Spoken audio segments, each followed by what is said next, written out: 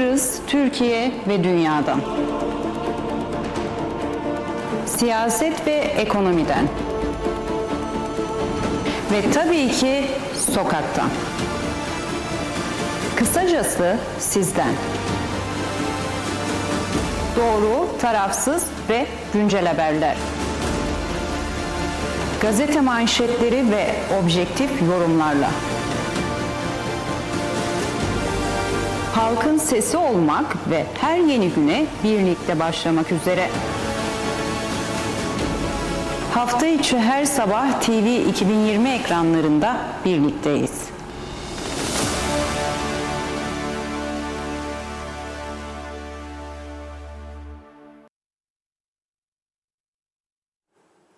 TV 2020 ekranlarından herkese günaydınlar, mutlu sabahlar değerli izleyenler. Güne merhabada her zaman olduğu gibi bugün de efendim ilk bölümde gazete manşetleri, ikinci bölümde ise konuğumuzla birlikte günü ve gündemi değerlendirmek adına yerlerimizi aldık ve turumuz başladı.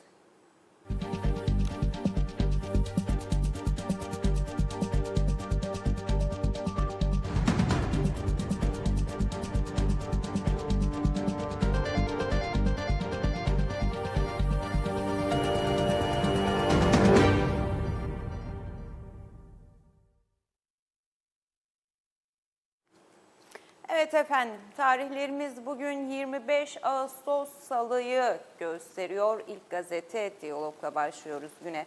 Her zaman olduğu gibi. Diyalog bugün manşetinden bitmeyen çile başlığını kullanıyor. Böyle çıkıyor okuyucusunun karşısına. Peki ne için kullanıyor bunu bitmeyen çileyi? Tabii ki elektrik için efendim. Yine elektrik için bitmeyen çile başlığıyla bugün ülkenin makus kaderi mi denilir bilinmez ancak bir türlü çözülemeyen sorunu bugün gündemine geliyor Diyalog. Teknecik'te meydana gelen arıza nedeniyle Kıptek Güney'den elektrik almaya başladı. Bitmeyen çile devam ediyor. Kesintiler yaşamı olumsuz etkiliyor dedi ilk spotunda gazete. Kuzey Kıbrıs'ta elektrik kesintilerinin devam etmesi sadece ekonomik sektörleri değil, sosyal yaşamı da olumsuz yönde etkiliyor. Teknecik Elektrik Santrali'nde dün meydana gelen arıza nedeniyle kesintilerin artması üzerine Rum Elektrik Kurumu AİK'ten elektrik talebinde bulunulduğu belirtildi. Güney Kıbrıs İletim Sistemi Operatörü, Operasyon Direktör Yardımcısı Harry Zavalis yaptığı açıklamada Kıbrıs Türk toplumuna elektrik verildiğini doğruladı diyor. Dün de ESAM Başkanı Ahmet Tuğcu bir açıklamada bulunmuştu efendim. Bakalım ne olacak bundan sonrası için dedi. Hatta yaptığı paylaşımla bunu duyurdu. Şu an itibariyle Güney Kıbrıs Rum yönetiminden elektrik almaya başladık dedi. Ciddi sıkıntımız var ifadelerini kullandı. Kendisi de Rum tarafından da doğrulandı. Bu Güney Kıbrıs İletim Sistemi Operatörü, Operasyon Direktörü efendim Harry bir açıklamada bulundu ve doğruladı. Kuzey Kıbrıs Türk Cumhuriyeti şu an itibariyle bizden elektrik alıyor dedi Teknecik'te meydana gelen arıza nedeniyle. Önceki günlerde de frekanslarda ciddi bir sıkıntı olduğu belirtilmişti. Yine ülke genelinde yarım saati 40 dakikayı bulan bir kesinti söz konusu olmuştu. Birkaç gün önce de yine elektrikte yaşanan sorun devam ettiği için ülke nezdinde bitmeyen çile başlığıyla bugün Diyalog aktarıyor bu haberi. İhtiyaca göre yardım yapılıyor. Zavalis dün 15.30'dan itibaren Türk tarafına 20 ile 50 megawatt civarında elektrik verildiğini, güneyde herhangi bir olumsuzluk yaşanmaması halinde ihtiyaca göre bunu devam ettireceklerini söylüyor yine. Cyprus Mail ile konuşan ESAM Başkanı Ahmet Tuğcu ise dünya silikon yatırımlara geçti. Ama biz hala çatlakları geçici çözümlerle kapatıyoruz ifadelerini kullanıyor. Cyprus Mail'e açıklamada bulunan ESAM Başkanı Ahmet Tuğcu ve eleştirisini de dile getirmiş oluyor böylelikle.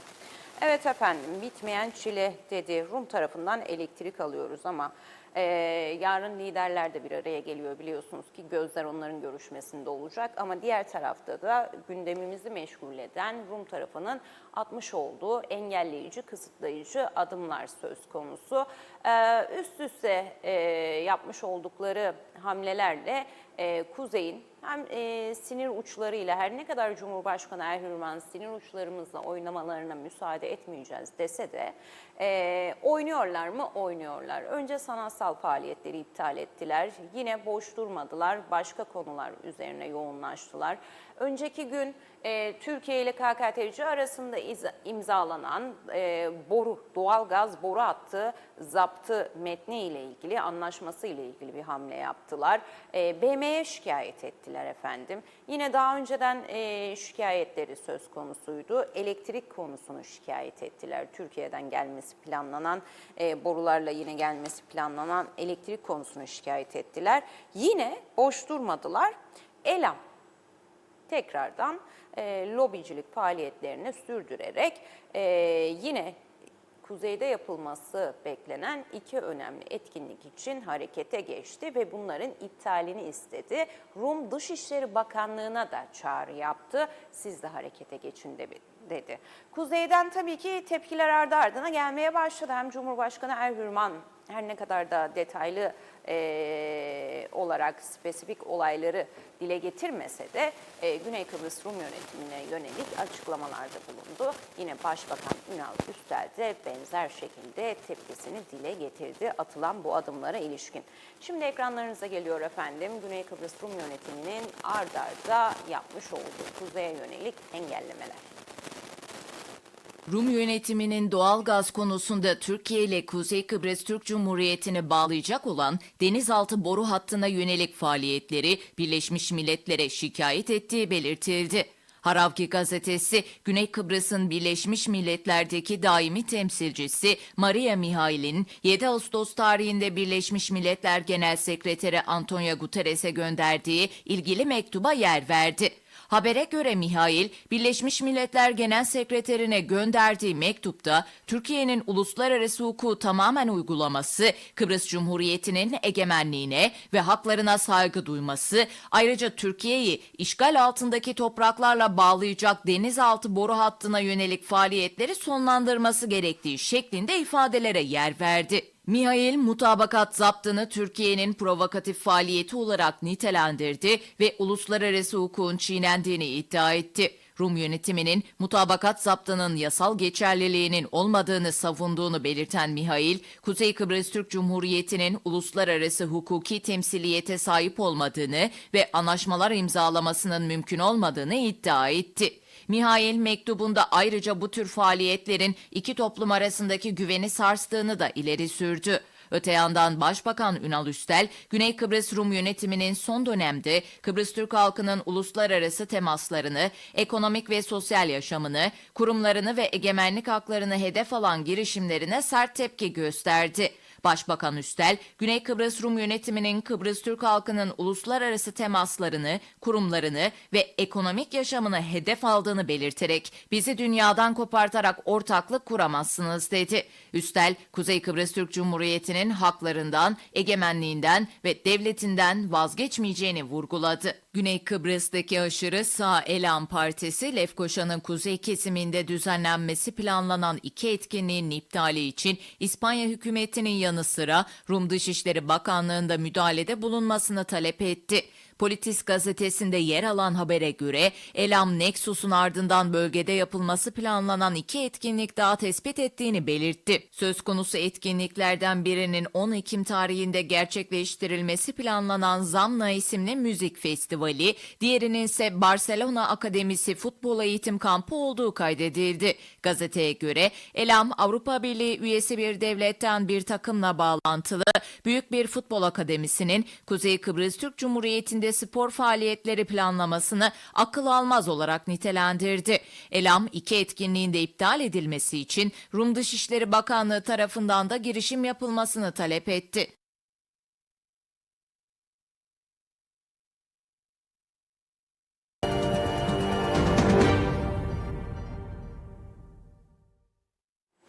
Evet efendim, kuzeyde yapılan yapılması planlanan etkinlikleri akıl almaz olarak nitelendiriyor Elam, gördüğünüz gibi akıl almaz diyor ve Rum Dışişleri Bakanlığı'na da çağrıda bulunuyor.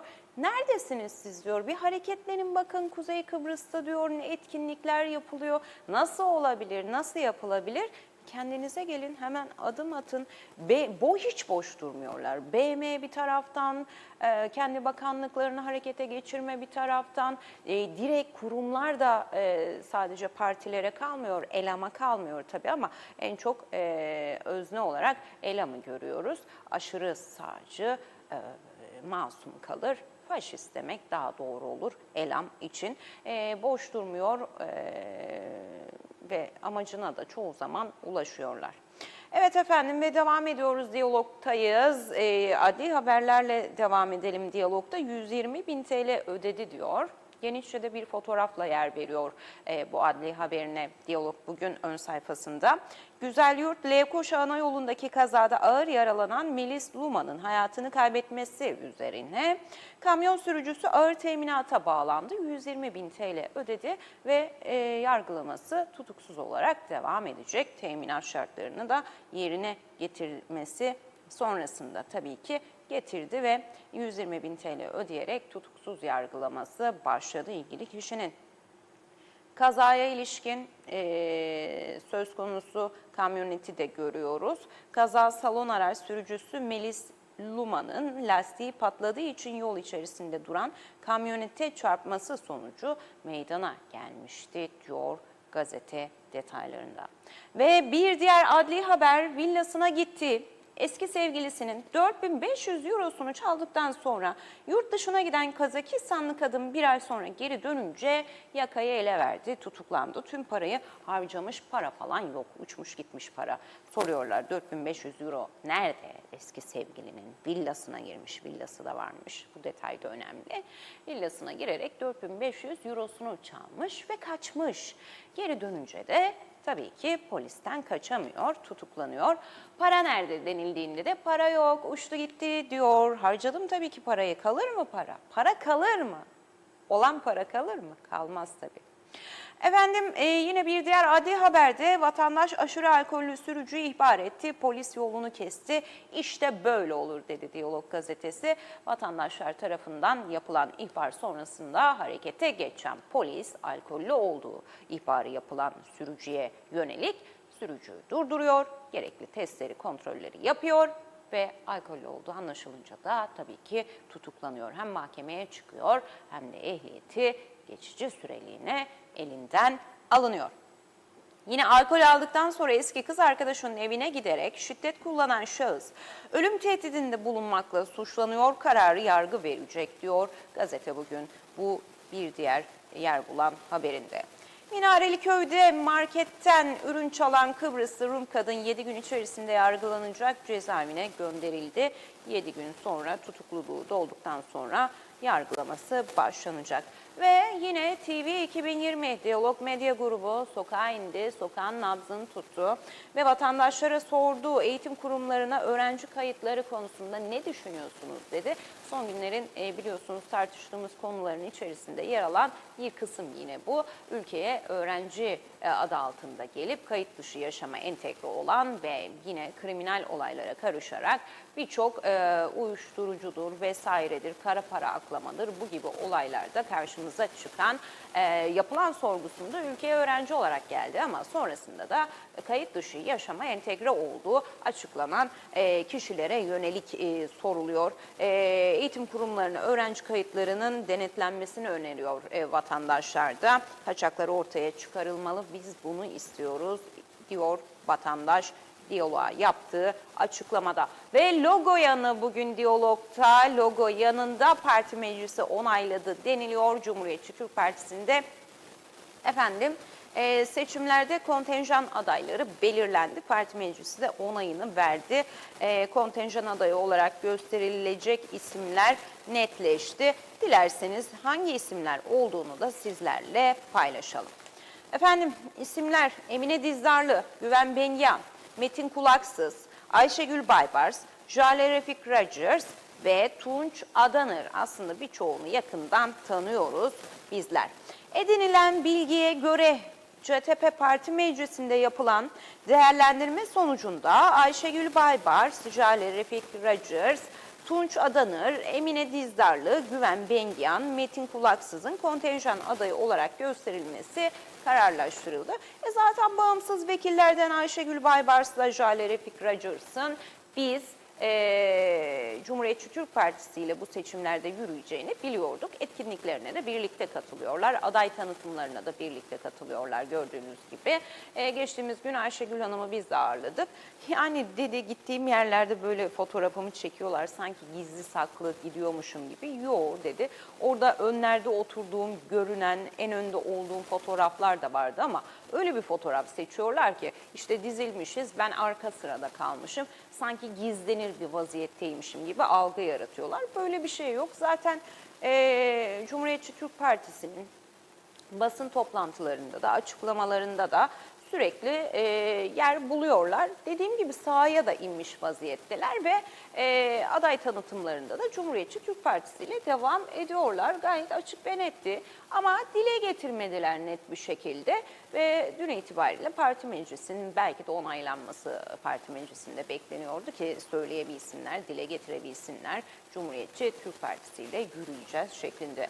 Evet, sürpriz olanlar Emine Dizdarlı, Güven Bengiyan, Metin Kulaksız ve Tunç Adanır oldu belki de. Yakın çevreleri muhtemelen biliyordu siyasete atılacaklarını ve gönüllerinde böyle bir şey olduğunu, Cumhuriyetçi Türk Partisi'ne de tabii ki mensup oldukları sebebiyle ama kamuoyuna açıklanması sonrasında da belki de birazcık şaşkınlık yaratan bazı isimlerden de olmuş olabilirler. Evet efendim, Diyalog Gazetesi böyleydi ve sıradaki gazete Kıbrıs'la devam ediyoruz birlikteliğimize. Kıbrıs Gazetesi de bugün Orta Doğu'daki savaş geri dönüşümü vurdu başlığını kullanıyor manşetinde. Orta Doğu'daki savaş, TL cinsi anlaşmalar ve firmaların projelerinden çekilmesi nedeniyle yardım kuruluşları tarafından geri dönüşüm amaçlı toplanan 200 tonun üzerindeki kullanılmış kıyafet elde kaldı. Savaş vurdu bu gelişmeleri de. Kızılay ve 2 dernek aktif, hastalar ve muhtaç kişilere yardım amaçlı vatandaşların bağışları için yurdun dört bir yanına bırakılan kutulardaki kıyafetlerin geri dönüşümünde sorunlar yaşanıyor. Kıbrıs Türk Kızılayı deposunda 150, Kanser Hastalarına Yardım Derneği deposunda 50, Zeytin Avcı Eğitim ve Yardımlaşma Derneği deposunda 2 tona yakın kıyafet birikmiş vaziyette diyor gazete. Ve derneklerin depoları kıyafetlerle dolarken kutulardan kıyafetlerin toplanmasında da zaman zaman aksaklıklar yaşanıyor. Bunda da sorunlar var diyor efendim gazete. Çözümün parçası olsun deniliyor ve olur aynı zamanda. Dernek başkanları toplumdan destek beklediklerinin altını çiziyor ve derneklerin ihtiyaç sahibi hasta ve engelli bireylere ulaşmak amacıyla faaliyet gösterdiğini kaydediyor. İnsanlar yaşadıklarımızı bilmeden fotoğraf çekip sosyal medyada paylaşıyor. Aslında bu bize yardım değil, zarar veriyor dedi. Yine dernek başkanları vatandaşlardan eleştirmek yerine çözüm üretmelerini istedi ve yardımcı olmalarını istedi ama böyle bir şey yok. Bizim ülkemizde maalesef böyle bir şey yok. Yani bu gerçekten özlediğimiz ve görmek istediğimiz bir erdem, bir olgu. Ancak böyle bir şey yok. Hatta bizde şu var, yani sosyal medya klavye kahramanlığı bolca var. O ayrı bir konu. Onun dışında yine bir şeyi gördüğümüzde ilk yaptığımız şey hemen eleştirmek. İyi bir şeyi de eleştirmek. Öyle bir hale geldik ki böyle iyi bir şey yapan birilerini gördüğümüzde paçalarından tutup aşağıya doğru ilk etapta hemen çekme isteği geliyor içimizden. Öyle oldu. Yani başarıyı sanki hazmedemiyoruz. Ya da iyi olan bir şeyi takdir etmek bize güzel bir şey, erdemmiş gibi gelmiyor. Kötüleme, eleştirme, aşağıya çekme. Niye böyle olduk gerçekten? Niye böyle olduk? Takdir etmek çok güzel bir şeydir. İnsanın kendisine de iyi gelen bir şeydir. Güzel bir şey gördüğünüzde illa yok böyle bir şey. Haset etmek zorunda değiliz. Kıskanmak zorunda değiliz. Takdir etmek çok güzel bir şey. Bizim kendi ruhumuza da iyi gelen güzel bir şey. O yüzden daha çok yapmaya çalışalım bunu. Yeni anlaşmalar yapılıyor. Dernek başkanları gazeteye konuşuyor. Başkanlar TL ile yapılan anlaşmanın artık bir kazanım olmaktan çıkması, geri dönüşüm firmalarının projeden çekilmesi, Hürmüz Boğazı üzerinden Dubai'ye yapılan sevkiyat sorunları nedeniyle sıkıntılar yaşandığını söylüyorlar. Ve sorunun çözümü için her dernek farklı yollar üzerinden yeni anlaşmalar yapmayı düşünüyor deniliyor. Bugün manşetten, Kıbrıs'tan önemli bir konuya dikkat çekiliyor. Orta Doğu'daki savaş geri dönüşümü de vurdu. Peki geri dönüşüm nereye vurdu? Yardım derneklerini vurdu. Birçok kıyafettir vesairedir. Bunlar toplanıyor. Bunlar geri dönüşüme gidiyor ve bir parasal karşılığı kazanımı oluyordu. Ama artık olamıyormuş, çok fazla birikmiş ve bu da problemleri beraberinde getiriyor diyor gazeteye konuşan bu yardım derneklerinin başkanları. Efendim sürmanşete baktığımızda sürmanşette seferberlik başlattık diyor Milli Eğitim Bakanı Nazım Çavuşoğlu. Ve prefabrik okulların 2 yıla kadar tarihe karışacağını vurguluyor. Eleştiriler var son günlerde. Yeni eğitim öğretim yılına hazırlanıyor öğrenciler, veliler, biliyorsunuz ki ülke olarak hazırlanıyoruz bir maratona esasen. Bakalım ne fiyatlar uçacak havada, okul alışverişlerinde, kitaplarda, üniformalarda her zaman klasik haberdir. Okullar açılmadan bir hafta önce ailelerin o eskiden de tatlı telaşı diyeceğim de artık tatlı telaşını kullanamıyoruz maalesef. Sancılı süreci, acılı süreci demek daha doğru olacak o süreç için. Bakalım onlarda nasıl bir tablo bekliyor olacak bu sezon bizi, bu eğitim öğretim yılında daha doğrusu. Bir taraftan da eleştiriler var Milli Eğitim Bakanı Nazım Çavuşoğlu'na. Hala bugüne geldik, yeni eğitim öğretim yılına gireceğiz, çok az bir süre kaldı. Bu ülkede prefabrik sınıflar var dedi. Bakan peki ne dedi? 2 yıla kadar hallolacak kalmayacak dedi. Yani 2 yılda olacak demek oldu bir yerde de aslında bu açıklama prefabrik sınıflar. Nazım Çavuşoğlu okullarda sürdürülen inşaatlara yönelik eleştirilerin hükümeti başarısız göstermek amacıyla yapıldığını ifade etti. 40-50 yıldır yapılmayan inşaat çalışmalarını kendi hükümetleri dönemlerinde tamamlamaya çalıştıklarını ve tamamladıklarını da ifade etti. Çavuşoğlu bütün işleri bizlere bırakanlar utansınlar. Biz niye utanalım ki diyor. 40-50 yıldır bunlar zaten yapılmamıştı, biz yapıyoruz diyor. Ve bütün işleri bize bırakanlar utansın. Eleştiriyorsunuz da arkadaşlar diyor. 40-50 yıllık sorun bunlar diyor. Ve utansınlar diyor bu 40-50 yıllık sorunu yaratanlar.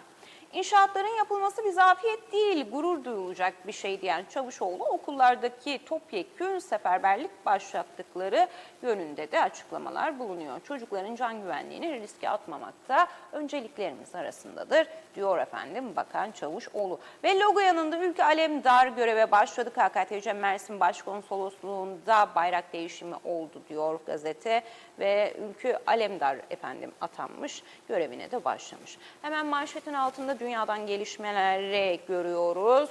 ABD Hazine Bakanı efendim İran'a yeni iktisadi saldırı tehdidinde bulundu. Ekonomik can damarlarını koparacağız dedi. Türkiye saatiyle akşam 8 itibariyle ağır yaptırımları açıkladılar efendim. Amerika Birleşik Devletleri olarak İran'a yönelik ve can damarlarını keseceğiz diyorlar. Arz güvenliği riski kapıda deniliyor hemen yanındaki haber başlığında da. İran Ulusal Güvenlik Yüksek Konseyi Genel Sekreteri İran'a yönelik ekonomik savaşın sürmesi durumunda Basra Körfezi ve bölgeden tek damla petrolün ihraç edilmeyeceğini belirtti. Kapatacağız buraları dedi. Size petrol yok. Peki iş bu böyle olursa gözler bize çevrilecek tabii. Dünyada yaşanan tüm gelişmelerden her ne kadar da tanınmıyor olsak da, görülmüyor gibi olsak da, duyulmuyor gibi olsak da durum hiç de öyle değil. Bunlar belki bir yerde evet bizim canımızı yakıyor, canımızı sıkıyor bu bahsettiklerim ama diğer yerde görünüyor, duyuluyor, varmışız gibi tüm olumsuzluklardan da en başta en fazla etkilenen ülkelerden biri oluyoruz.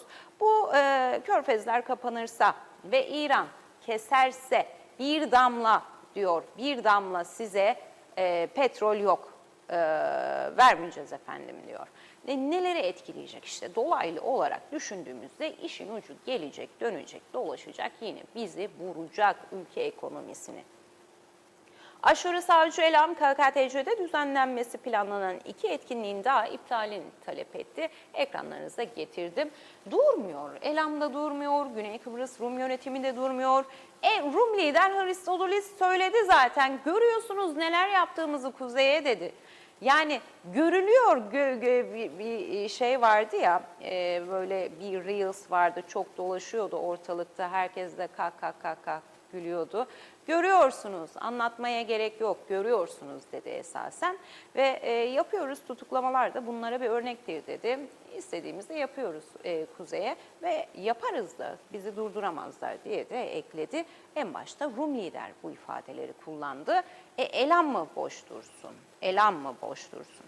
Efendim ve Kıbrıs'ı da böylelikle tamamlıyoruz. Avrupa ile devam ediyoruz birlikteliğimize. Avrupa Gazetesi de linç saldırganına da vatandaşlık diyor manşetinden. Linç saldırganına da vatandaşlık. 22 Ocak 2018'de gazetemizde linç girişimiyle yapılan saldırının baş örgütleyicilerinden biri olan AKP KKTC Gençlik Kolu Başkanı Fadıl Şanverdi de KKTC vatandaşı yapıldı. Türkiye Cumhurbaşkanı Erdoğan'ın bir işaretiyle gazetemize karşı yapılan linç saldırısının örgütleyicileri arasında olan yine diyor kişilerden biriydi. Saldırının arkasında kimlerin olduğu belliydi diyor gazete. Göz göre suç işleyenleri de seyirci kalındı.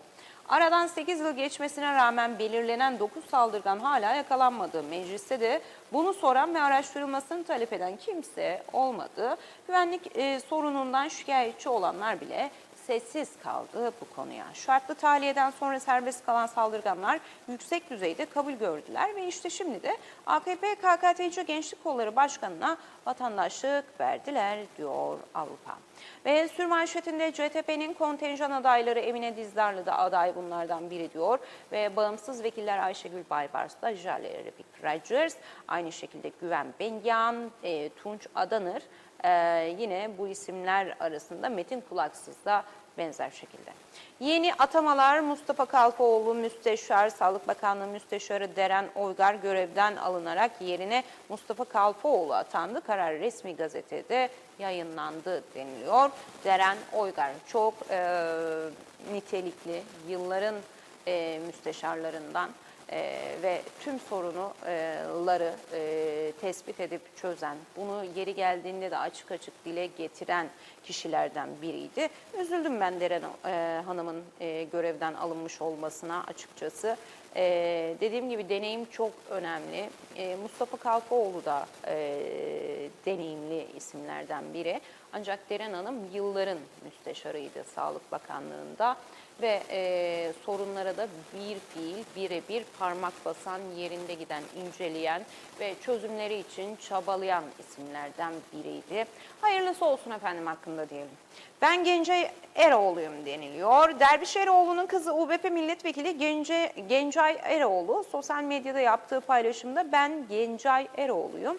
Kendi kimliğim, kendi kişiliğim, kendi düşüncelerim var ifadelerini kullanmış. Avrupa'da bugün sürmanşetine taşıyor bu sosyal medya paylaşımını. Efendim yeni düzen diyoruz ve yeni düzenle devam ediyoruz. Değişmesi gereken ilk şey yönetim diyor Yeni Düzen gazetesi bugün manşetinden. DAYÜ iyi idare edilmiyor deniliyor üst başlığında da. Üstelik hükümetin görevden almak istediği DAYÜ Vakıf Yöneticiler Kurulu Başkanı Şemi Bora gazeteye konuştu. İstifamı bekleyenler hayal kırıklığına uğrayacak dedi ve ekledi. Değişmesi gereken ilk şey yönetimdir dedi. Yönetimin değişmesi gerekiyor ifadelerini kullandı. Doğu Akdeniz Üniversitesi Vakıf Yöneticileri Kurulu Başkanı Şemi Bora, üniversitede hukuka aykırılıkların ve teamül ihlallerinin arttığını, idari kriz çözülmeden mali sürdürülebilirliğin sağlanamayacağını vurguluyor. Önce diyor idaredeki sıkıntılar çözülmeli ki mali tabloda öylelikle toparlansın.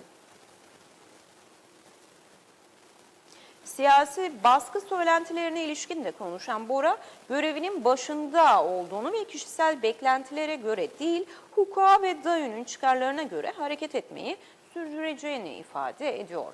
Ve istifamı bekleyenler veya arzulayanlar varsa çok hayal kırıklığına uğrayacaklar.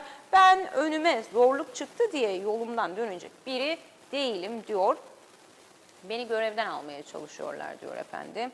DAEÜ Vakıf Yöneticiler Kurulu Başkanı Bora, ancak diyor ben pes edip gidecek değilim. Beni diyor yolumdan çeviremeyecekler. Ve DAEÜ'nün kurtulması için değiştirilmesi gereken ilk şey yönetimdir. Şu anda DAEÜ iyi idare edilmiyor. Kanımca bunu herkes biliyor. Ve üniversiteyi bütünleştirmenin ön şartı hukuka uygunluk, kurumsal teamüllere saygı ve güven ortamının tesisidir vurgusunda da bulunuyor. Hemen yanında DAEÜ Eğitim Bakanı Çavuşoğlu'nun şikayetçi olduğu kurumları sıraladı ve sordu diyor gazete. Peki siz ne yaptınız Sayın Çavuşoğlu? Deniliyor başlık olarak. Çavuşoğlu'nun sorumlu tutup şikayetçi olduğu kurum ve kuruluşlar sendikalardan, DAEÜ yönetiminden, eski DAEÜ ve YK'dan, yeni DAEÜ ve YK'dan, kendi partisindeki arkadaşlarından, kendisinden önceki dönemden kendi imzaladığı protokolden, Anayasa Mahkemesi kararlarından diyor Yeni Düzen gazetesi. Geçtiğimiz hafta bakan bir açıklama yaptı, biliyorsunuz ki DAEÜ'den emekli bazı hocalara yönelik 720 bin sanırım küsuratını net hatırlayamayacağım, 700 binin üzeri diyelim, bazı emekli hocalar dedi. Hatta içinde kurucular da var, 40 kişi bunlar dedi. Bunların 15'i hoca dedi. Bunlar dedi 700 binin üzerinde maaş alıyor dedi. DAEÜ dedi biz bunlarla mücadele ediyoruz DAEÜ bu durumda dedi. Ve akabinde sendikadan da art arda açıklamalar gelmeye başladı tabii ki. Eğer şikayet ediyorsanız sizin elinizde dediler bakana. Sayın Çavuşoğlu, bu sorun sizin yönetiminizde ve sizin çatınız altındaki bir sorun ve bundan da siz sorumlusunuz. Şikayet ediyorsunuz 700 binin üzerinde maaş veriyoruz diye, ancak bunu düzeltecek olan da sizsiniz dedi. Sendika hemen bu açıklamaların ardından özür dilerim. Geçen hafta bu tartışmalarda yaşandı. Bu açıklamalardan sonra DAEÜ'nün yine mali sürdürülebilir yapısı gündeme taşındı. Aynı zamanda da son yaşadığımız sahte diploma olayları sonrasında yine göz bebeğimiz olan üniversitelerin başında geliyor DAEÜ. Üzücü bir durum tabii ki, böyle güzel bir güzide bir eğitim kurumunun sürekli bu tartışmalarla kamuoyunda yıpranıyor oluşu. Tabii dışarıya nasıl yansıyor, yani dışarıdaki reklama nasıl yansıyor?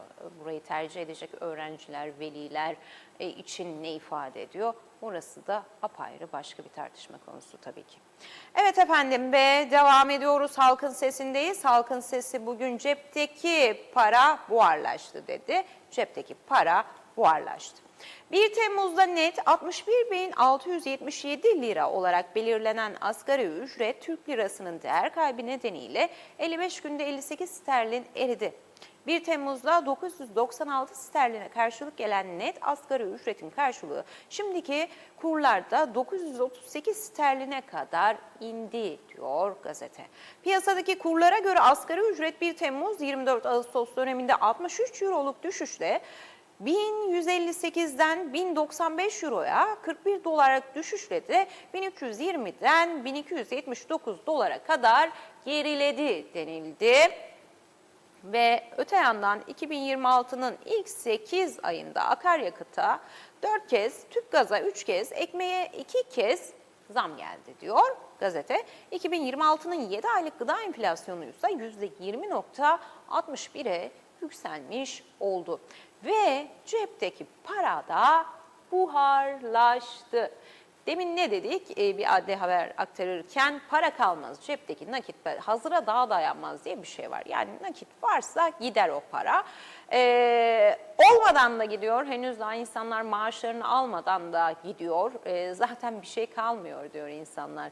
Eskiden ayın sonuna kadar olurdu paramız, şimdi ikinci haftayı bulamıyoruz. Nerede ikinci hafta? Bir haftada borca harca, sağa sola oraya buraya, daha maaş cebimize girmeden uçup gidiyor şikayetinde bulunuyor. Dar gelirli, özellikle asgari ücretli tabii ki cepteki para buharlaştı dedi bugün Halkın Sesi de. Rum okullarında sabah duası dönemi, Rum Eğitim Bakanlığı yeni öğretim yılında Tüm okullarda ders öncesi sabah duası yapılmasını ve din derslerine öncelik verilmesini zorunlu kıldı. Sabahları artık dua edip girecek öğrenciler Güney Kıbrıs Rum yönetiminde efendim. Evet, halkın sesi böyleydi ve Vatan'a bakıyoruz. Vatan gazetesinde ne var? Vatan gazetesinde de sendikacılar tehditle susturulamaz diyor. Basın senden ölüm tehdidi iddialarına işte böyle tepki geldi diyor Vatan gazetesi. Esen Başkanı Ahmet Tuğcu'yu görüyoruz değerli izleyenler. Geçtiğimiz gün sosyal medyasından bir mesajın ekran görüntüsünü alarak paylaşmıştı kendisi. Peki ne yazıyordu orada? Bir tehdit mesajı olduğunu okuyunca anlamış olduk bizler de. Küfürlü bir tehdit mesajıydı. Hatta gelip kafana sıkacağım diyordu. Kim attıysa kendisi biliyordu. Ve şikayette de bulunmuştur diye düşünüyorum. Bulunmasa da bir resen soruşturma açılır mı bilemiyorum. Ya da açıldı mı bizim haberimiz o konuda bilemiyorum ama ölüm tehdidiydi. O bir suçtur zaten. Mesaj olarak da atılmış. SMS olarak da geldiyse, WhatsApp üzerinden de geldiyse. Şimdi sanırım artık Messenger vesaire diğer uygulamalar üzerinden gelen bu tarz mesajlar da yasal tahta işleme tabi tutulabiliyor diye biliyorum. O bir suçtur. Gerekli şikayet yapıldığında ilgili kişi de gerekli izahatını verir ve tabii o süreçte prosedür nasıl işliyorsa o kişiye yönelik de öyle işler. Ve Tuğcu'ya yönelik bu tehdit mesajını kabul etmiyoruz diyor Basın Sen efendim. Hemen sol tarafta liderler yarın görüşecek deniliyor. Yarın efendim aynı zamanda basına da bir çağrıda bulunuldu. Akredite olmaları için belli bir saat var. O saate kadar başvuruda bulunacaklar ve akrediteleri gerçekleşecek. Ona göre onlar da o girişmede yer bulabilecekler takip amacıyla. Ve Halkın Partisi basın sözcüsü efendim Aral Moral'ı görüyoruz. Diyor ki deport edilen suçluların geri dönmesinin önü açıldı. Açtınız işte önlerini ve onlar da gelmeye başladı. Ve efendim DAÜSEN açıklaması aynı zamanda Sağlık Bakanlığı Müsteşarlığına Mustafa Murat Kalfoğlu atandı deniliyor. Deren Oygar görevden alınıyor. Yerine Mustafa Kalfoğlu getiriliyor. Ve efendim sürmanşette ise Milli Eğitim Bakanı Nazım Çavuşoğlu bütün işleri bizlere bırakanlar utansınlar başlığıyla yer buluyor. Biraz önce aktardım. İnşaatların hala devam ediyor oluşu, prefabrik sınıfların yeni eğitim öğretim yılının açılışına çok az bir süre kala hali hazırda var oluşu, eleştirilerin odak noktası bakanlığa, Eğitim Bakanlığı'na yönelik ve şahsına yine Eğitim Bakanı Nazım Çavuşoğlu'nun şahsına yönelik tabii ki ve bunlara da böyle cevap veriyor Nazım Çavuşoğlu. 50-40 yıllık sorunlu bunlar. Bunları bize bırakanlar utansın. Biz niye utanalım ki şimdi hala prefabrik sınıflar var, inşaatlar hala sürüyor diye. Ne güzel işte dedi, inşaatlar sürüyor, yapılıyor yani. Demek ki bir hareket var. Yani sadece eleştirmeyin diyor bakan. TDP kıta heyetini kabul etti. Çöler çocuklarımızın geleceği konteynerlara mahkum edilemez vurgusunda bulundu. Konteyner sınıflara mahkum edilemez çocuklarımızın geleceği diyor. Evet, Vatan Gazetesi de böyleydi efendim ve Kuzey Kıbrıs Türk Cumhuriyeti'nde yer bulan, yazılı basında yer bulan haberler, gazete özetleri böyleydi. Sizlere aktardığım gibiydi.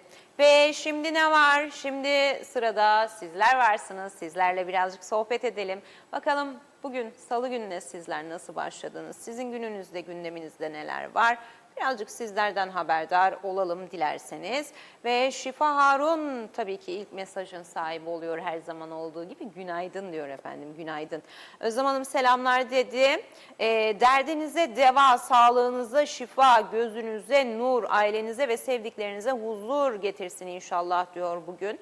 Günleriniz hayırlı, dualarınız kabul olsun. Allah'a emanet olun. Allah razı olsun sizlerden dedi. Bu güzel mesaj için çok teşekkürler Şifa Hanımcığım.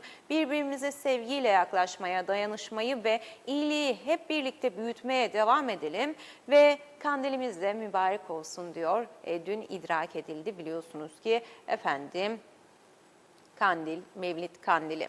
ve hep birlikte büyütelim bu güzel şeyleri diyorum. Mehmet Ali Özdemir, günaydın, iyi yayınlar dilerim, Tatlısu'dan selamlar dedi. Günaydın Mehmet Ali Bey, teşekkür ettik. İbrahim Yazıcı, günaydın, iyi yayınlar dilerim diyor. İbrahim Bey'e de teşekkür ediyoruz efendim, sağ olun. Ve Celal Harun, günaydın, iyi yayınlar, Özü Doğru Sözü Doğru TV 2020 ve Özlem Hanım dedi. Hoş geldiniz, günaydınlar, selamlar, ne güzel insanlar var diyor. Mütevaziliği elden bırakmayan, kimseye tepeden bakmayan, sağduyulu yaşayan, dürüst olmayı dobralık adı altında diyor, dangalak dangalak konuşmayan, kelimelerini özenle seçip kırmadan, dökmeden, kelimelere dökebilen, incitmeden ne güzel insanlar var dedi. Nankörlüğün her çeşidini tattığı halde yine de yaptığı iyilikleri yüze vurmayan ve devam etti Celal Bey. Çok güzel bir mesaj. Çok teşekkür ediyoruz bu duyguları bizlere tekrardan hatırlattığınız için Celal Bey. Ve son olarak şöyle noktalıyorum mesajını. Ve ne kötü insanlar var, güzel insanları aptal, kendilerini ise insan sanan en güzel bölümü de bu sanırım. Kimse aptal değildir efendim. Kimse, en aptal olarak gördüğünüz kişi bile emin olun ki zekidir. Aptala yatan çok vardır. Yani kimse aptal değildir. Allah herkesi yaratırken şuraya beynin içine bir şeyler koydu. Kimisi çok geliştirir, kimisi az geliştirir, kimisi az okur, kimisi fazla okur. O tabii ki değişkenlik gösterir. IQ da aynı şekilde tabii ama kimse aptal değildir. Bunun içindeki boşuna verilmedi bizlere. Herkesin kafası kendi yaşamını idame ettirecek kadar çalışıyordur yani belli bir yaşa geldiyse. Tabii şimdi yapay zeka da çıktı. Bana da diyecekler ki Özlem Hanım siz de hep bu yapay zekaya taktınız gidiyorsunuz ama takılacak gibi. Allah'tan çıktı da yani birçok kişi filozof kesildi sosyal medyada. Hemen yapay zekayı yazıyorlar. Şu konuyla ilgili bana biraz zekice, esprili bir metin hazırla. Ya da şöyle bir metin hazırla. Ve utanmadan bunları paylaşıyorlar. Kendi cümleleri, ifadeleri, düşünceleriymiş gibi. Ve çok net anlaşılıyor. Yani birazcık zeki olan bir insan okuduğunda anlıyor zaten onun yapay zeka mı yazdığı, siz mi yazdınız, zaten biz size bakıyor, sizin yeterliliğinize bakıyor, kapasitenize bakıyor. Bir de ortaya çıkan metne bakıyor. Zaten yapay zekanın yazdığı çok net bir şekilde bariz belli oluyor o metinlerde. Yapmayın bunu. Yapmayın. Kendi zekanızla olabildiğince öyle yaşayın. Yani yapay zeka, her şeyde yapay zeka artık ya. Sosyal medyada ileti yazmak bile, ona bile yeteneği kalmadı artık insanların. Çünkü artık düşünmüyorlar. Düşünmedikleri için de üretemiyorlar doğal olarak. Zaten birçok ülke artık bu yönüyle yapay zekayı ele alıp önlemler almaya başladı. Yeni nesiller için bu yönüyle tehlike oluşturma riskinin de çok yüksek olduğu vurgulanıyor aynı zamanda. Zaten uzun süredir genç nesillerde, kuşaklarda bir asosyallik, bir bireysellik, bencillik temalı yaşamın ön plana çıktığı ifade ediliyor uzmanlarca. Bu yapay zeka ile birlikte artık düşünme yetisinin de yavaş yavaş gerileyeceği endişesi taşındığı dile getiriliyor. Uzmanların bunu ortaya koyduğu da son günlerde gündeme gelen bir diğer konu, dikkatli olmalıyız. Anne babalara çok görev düşüyor. Sayar Aker, günaydınlar. Diyaloğun bugünkü başlığı dedi. Kaderimizin bir söylemidir, bitmeyen çile, demokrasimiz sakat çünkü bizim diyor Sayar Aker. İsmail Kerçin, günaydın Özlem Hanım, iyi yayınlar dedi. Günaydın İsmail Bey, teşekkür ettik efendim. Ve Mustafa Kombo, günaydın diyor. Günaydın Mustafa Bey. Hayırlı yayınlar, Mevlid Kandiliniz mübarek olsun, kolay gelsin dedi. Teşekkür ettik. Ve Ramazan Zaza Aslan, Rojbaş, günaydın, hayırlı yayınlar dilerim Özlem Hanım. Birkaç gündür Türkiye'den iş seyahati dolayısıyla sizinle konuşamadık diyor. Biraz uzak kaldım, şükürler olsun kavuştuk dedi. Şükürler olsun efendim Ramazan Bey. Hoş geldiniz. Ve dedi ki, nasılsınız, iyi misiniz diyor. Teşekkürler, sizler nasılsınız? Geziyorsunuz. Gerçi iş dolayısıyla dediniz ama olsun, o da güzeldir farklı yerler görmek. İnşallah dedi. Sizler sağ olun Ramazan Bey, çok teşekkürler, çok sağ olun. Çok sağ olun, utandırıyorsunuz bizi bu güzel ifadeleriniz için. Çok teşekkür ediyorum ayrıca. Hani ben dile getirmiyorum buradan ama çok sağ olun Ramazan Bey. Ve Türkiye'den bazı yatırımlar geliyor dedi. Rumlar rahatsız oluyor. Kandırarak bize bir şey vermiyorlar. Bizi sürekli kandırıyorlar. Ambargolar altındayız ve bizim diyor hakkımız yok mu birçok şeye onların olduğu gibi. Ve efendim Tema Yavaş, iyi yayınlar. Özlem Hanım, Ozanköy'den selamlarımı iletiyorum dedi Tema Bey. Günaydın Tema Bey, teşekkür ediyoruz. Hayri Köreken, günaydın Özlem Hanım. Biz onurlu, gururlu hem Türk hem de KKTC Türk'üyüz diyor. Konu taşınmaz olduğumuz kimlikler, kimler rahatsız oldu da diyor. O bayrak logosunu koydurmadılar. Yerine kaplumbağa resmini koydurdular. Çok eleştirdim. Ama kimse bir yanıt vermedi. Bir milletin, ulusun temsilidir bayrağı diyor. Demek ki kimliğimizdeki bayrağımızdan rahatsız olanlar var. Demek ki boş ver kimlikte diyor ha bayrak ha kaplumbağa olmuş ne fark eder diyenler demek ki var diyor efendim Hayri Köreken. Cebriye Kuşçu, günaydın Özlem Hanım, hayırlı sabahlar, hayırlı yayınlar, sağlıklı günler dilerim dedi. Akşam tansiyonum 18'e çıktı. Güzelyurt Hastanesi'ne gittim. Ne doktor var ne hemşire. Çıktım eve geleyim diyor. Bir hemşire geldi, tansiyonumu ölçtü, dil altı verdi. Biz Güzelyurt Hastanesi'ni istiyoruz. Sabaha kadar doktor, hemşire olsun. İyi akşamlar diyor Cebriye Kuşçu. Akşam tansiyonum 18'e çıktı. Güzelyurt Hastanesi'ne gittim. Ama diyor ne im vardı ne cim vardı. Tam diyor çıktım eve gidiyordum. Bir hemşire geldi arkamdan tansiyonumu ölçüp bana dil altı hapı verdi. Biz hastane istiyoruz diyor Güzelyurtlular. Biz hastane istiyoruz.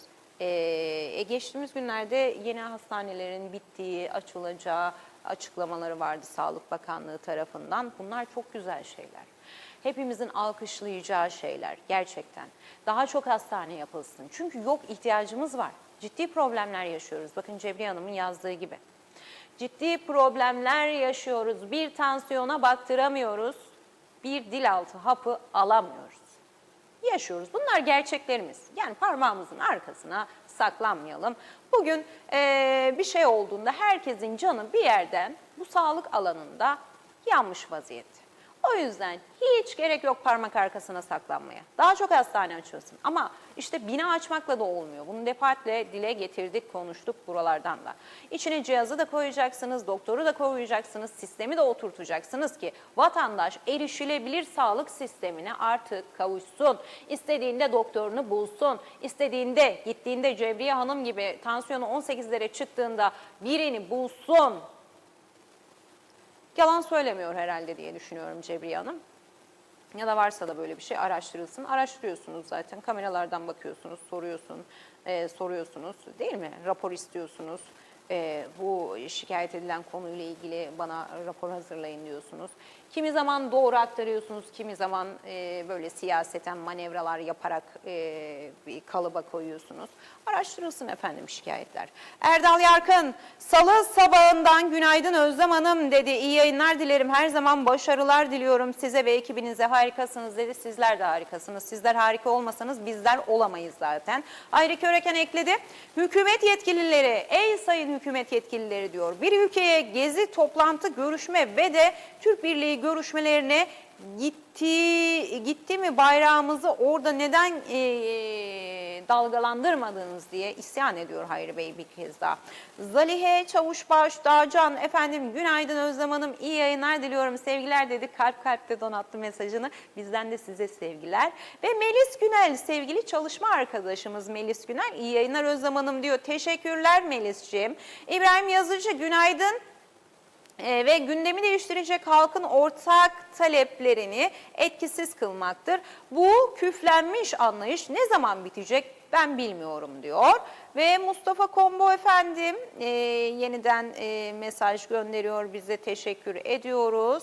Celal Harun, umudumuzu asla yitirmeyelim. Bu hayatta bir şeyin bitişi her zaman başka bir şeyin başlamasına sebep olmuştur. Yeni gün güzellikler getirsin. Hayırlı kandiller diliyorum ayrıca herkese diyor. Her zaman öyle, umut olduğu sürece her şey vardır efendim. Bir kapı kapanır, atalarımız, büyüklerimiz boşuna söylememiş. Bir kapı açılır.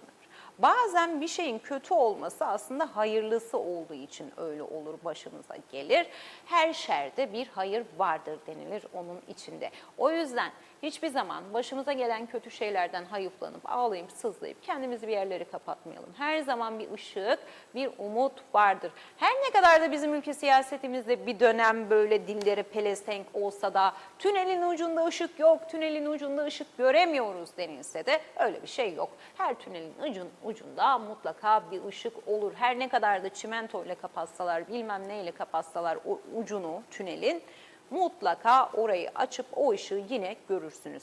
Değerli yorum ve katkılarınız için hepinize ayrı ayrı teşekkür ediyorum. Sevgilerimizi yolluyoruz buradan sizlere. Türkiye'den izleyenler var, yurt dışından izleyenler var, ülkenin çeşitli bölgelerinden izleyenler var. Yorumlardan anlıyoruz zaten bunları. Herkese bir kez daha günaydınlar diyorum. Ve nereye gidiyorum? Türkiye'ye gidiyorum. Hızlı bir şekilde de Türkiye gazete manşetlerine bakalım. Manşetleri nasıl çıktılar, neler yaşanıyor Türkiye'de ve neler konuşuluyor.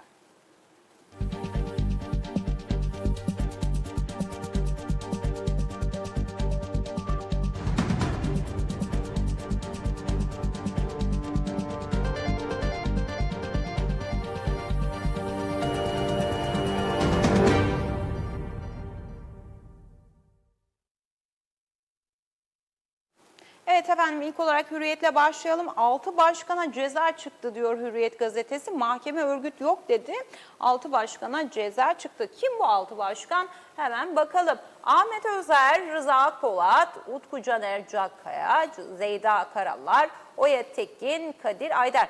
7'si CHP'li belediye başkanı 200 sanıklı Aziz İhsan Aktaş suç örgütü davasında karar çıktı. Başkanlardan 6'sı hapis cezasına çarptırıldı. Suç örgütü yok diyen mahkeme Aktaş'a ihaleye fesat karıştırmaktan 2 yıl 8 ay 15 gün hapislik verdi diyor. Kuruldan ilk karar ve terörsüz Türkiye sürecinde sahadaki gelişmeleri izleyecek, kurumlar arası koordinasyonu sağlayacak, takip ve değerlendirme kurulu ilk toplantısını dün yaptı. Toplantıda 4 alt komisyon oluşturulması için karar alındı deniliyor. Ve efendim Cumhuriyet'teyiz. Cumhuriyet gazetesi de bugün manşetinde Silivri'den yine adalet çıkmadı diyor. Bu başlığı atıyor manşeti için. Ve detaylarındaysa Aziz İhsan Aktaş davasında mahkeme kararını açıkladı. Başkanlara memuriyet yasağı geldi. Meğer örgüt yokmuş. 6'sı görevden uzaklaştırılan 7 belediye başkanının da aralarında bulunduğu 5'i tutuklu, 200 sanıklı davada örgüt liderleriyle suçlanan, liderliğiyle etkin pişmanlıktan yararlanan Aziz İhsan Aktaş örgüt kurma suçundan beraat etti. Sadece ihaleye fesat karıştırmadan 2 yıl 8 ay 15 gün hapis cezası aldı dedi. Başkanları da sıraladı yine bugün Cumhuriyet gazetesi. Akşama bakıyoruz efendim. Akşam gazetesinin manşetinde ise bugün soykırımcı uçurtmayı vuracak diyor. Bu başlık yer buluyor. Soykırımcı uçurtmayı vuracak. Soykırımcı İsrail Gazze'li çocukların uçurtmalarının yerleşim yerlerine düşmesi halinde saldırı düzenleyeceğini açıkladı. Çocuğa da mı ya? Yani çocuğa da mı? Çocuğa kadar da mı düştünüz? Boşuna soykırımcı denilmiyor. Evet efendim.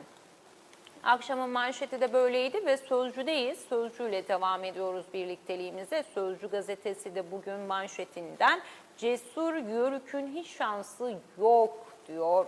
Ve Limağ'ın konserini izleyenler protokolü görünce böyle dedi. Cesur Yörük'ün hiç şansı yok. Akbelen'de zeytinlikler kesilmesin diye direnen Esra Işık'a hapis cezası verilirken Liman Bodrum'daki konserine devlet ve iş dünyasının önde gelen isimleri katıldı. Muğla Milas'ta Nihat Özdemir'in kömür çıkarmak için ormanı kesmesine karşı çıkan Cesur Yörük Esra Işık 42 gündür hapiste yattı. Kamu görevlisine hakaret ve direnmekten de 2 yıl 1 ay ceza aldı. Ve cumartesi gecesi Cesur Yörük'ün hiç şansı yok denen bir tablo yaşandı. İşte diyor efendim siyasetle ilgili şirkete direnen ve şirket sahiplerinin bir arada olduğu o fotoğrafa yer vererek bugün efendim Sözcü. Ve hemen altında Hulusi Paşa bu kez Sertkaya'ya çarptı diyor. Hulusi Akar, hak arayan Ergazileri küçük azınlık diye niteledi. Tahrikle itham etti. Gaziler vatana can feda ettik, adalet istedik, tek yetkili göremedik diye yanıt verdi. Sertkaya'ya çarptı bu defa Hulusi Akar diyor. Yani Hulusi Paşa esasen gazete. Evet efendim, Sözcü de böyleydi. Sizlere aktarmaya çalıştığım gibiydi. Türkiye gündemi hızlı bir tur yapmış olduk. Oradan da birazcık haberdar olduk. Ne olup ne bittiğine dair Hayri Köreken bir mesaj daha ekledi. Özlem Hanım, Zahra ödemeleri olacak mı acaba? Sayın Tarım Bakanı diyor bekliyoruz da diyor 2 taksitte değil tek seferde ödensin. Alo dedi Hayri Köreken. Efendim en sonunda alo diyor Sayın Tarım Bakanı. Evet efendim, bu güzel yorumlarınız için bir kez daha teşekkür ediyorum ve kısa bir ara veriyorum. Sizi güneydeki komşudaki gelişmelerle baş başa bırakıyorum. Siz onları dinler ve izlerken biz de konuğumuzla birlikte hazırlanıp sizlerle olmak için ara veriyorum şimdi. Hoşça kalın diyorum.